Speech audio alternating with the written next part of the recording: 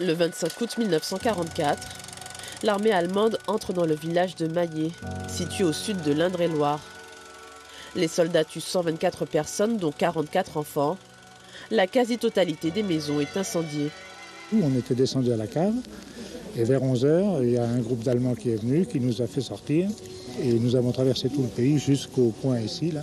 Et là, les 2 Allemands qui nous ont cadrés se sont écartés et ils nous ont tiré au fusil mitrailleur.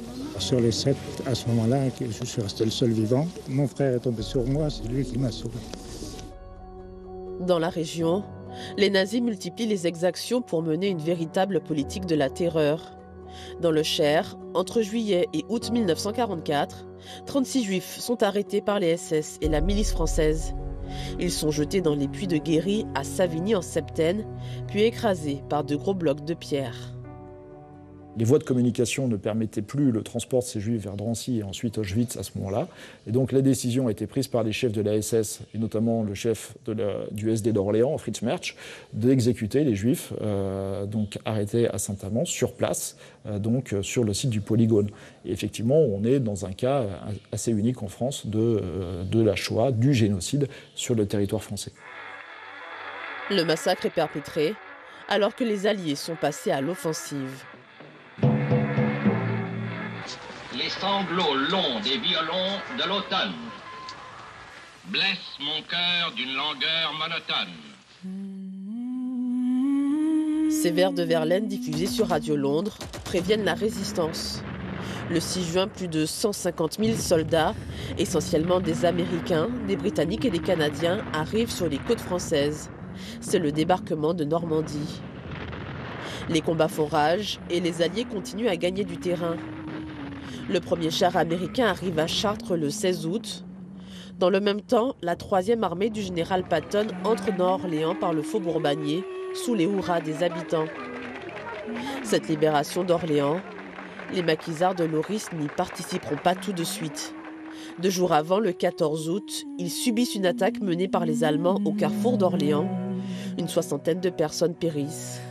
Amis, entends-tu le vol noir des corbeaux sur nos plaines? C'était un lieu où il y avait beaucoup de vie ici, des maisons forestières, des baraquements des forestiers, des ouvriers, des pépinières.